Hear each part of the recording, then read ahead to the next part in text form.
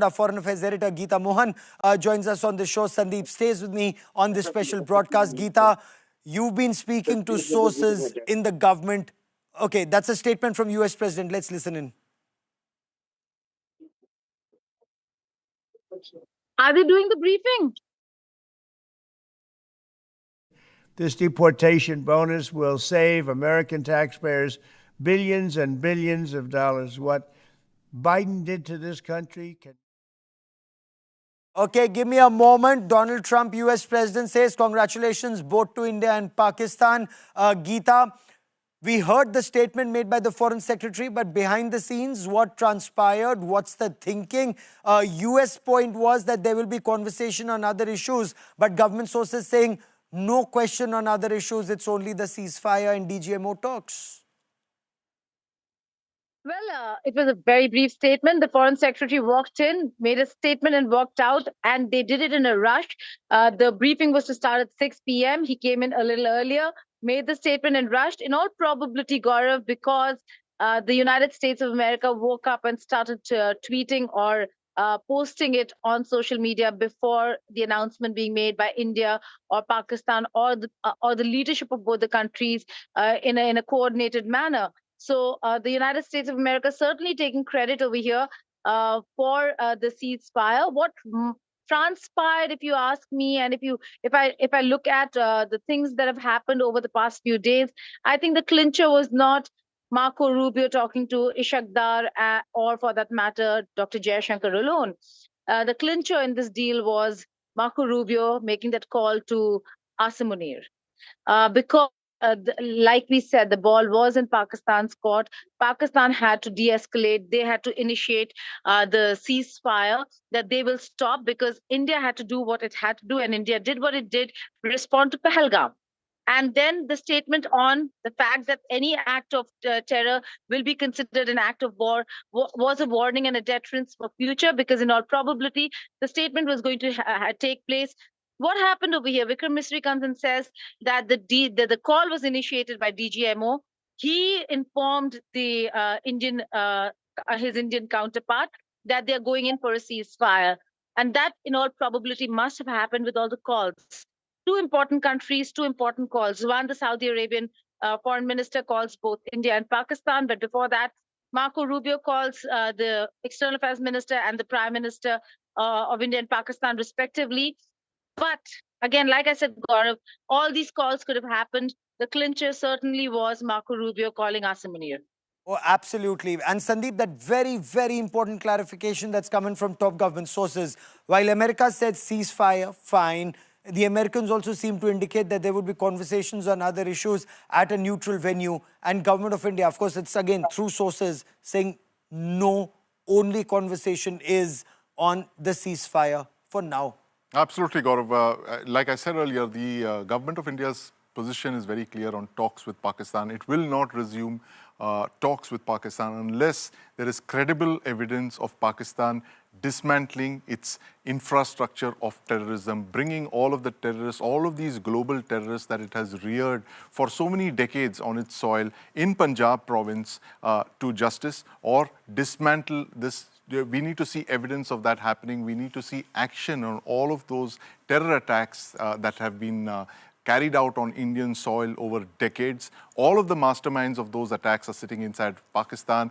We've sent dossiers in the past, Gaurav, to convey our displeasure. Of course, those dossiers have been replaced by missiles and air-to-ground munitions now, and we are at the brink of a conflict with Pakistan, and I think it's General Asim Munir who seems to have realized that a line had been crossed when those air bases were struck, and that explains how swiftly this conflict was resolved by US intervention, Gaurav.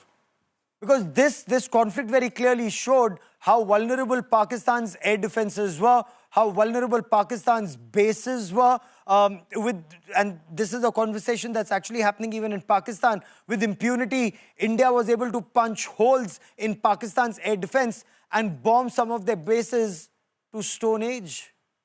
Absolutely, Gaurav. And you know, in fact, the thing is that with Pakistan, if you've seen the pattern of conflicts that they've initiated from 1947-48, it always starts with these tactical moves that they make, either in Jammu and Kashmir in 47-48, again in 1965, in 71 in both the Eastern and Western theaters. Of course, they lost the Eastern theater after that. And of course, in Kargil in 1999. They start with these tactical moves, but they never see the plan to its fruition, to its end. They are not able to predict the end state. And the end state for them is always terrible. It either ends in a humiliating ceasefire where the general has to be, someone from the US gives the general a call and reads the riot act to him, or it's some poor helpless prime minister who has to bear the brunt of that, as happened with Nawaz Sharif in 1999.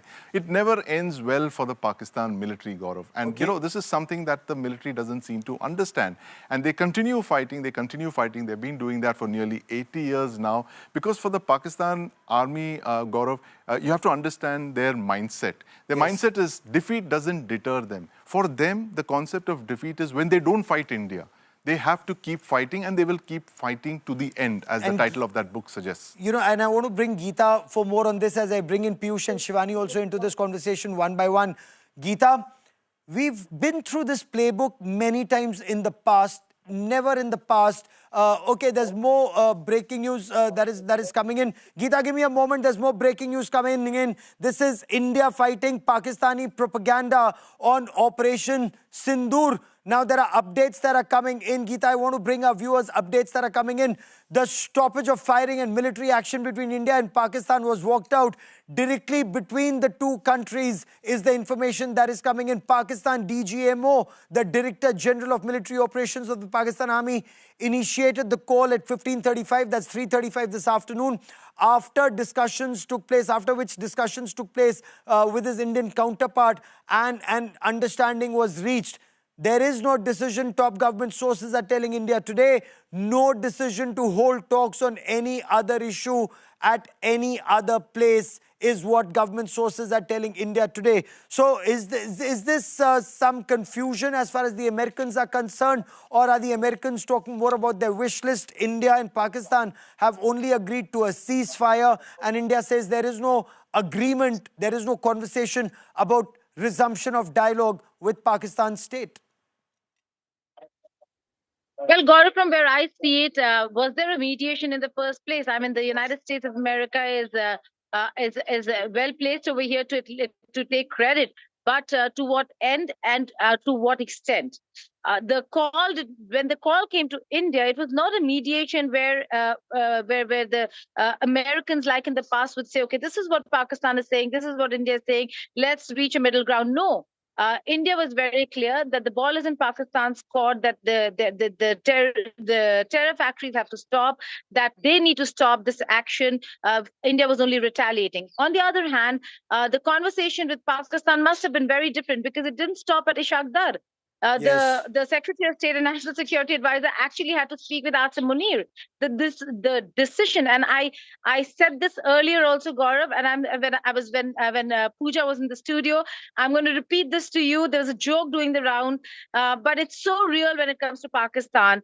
The decision when Prime Minister Shehbaz Sharif said that he's given a free hand to Asim Munir to do what he wants to in order to retaliate for the Indian action.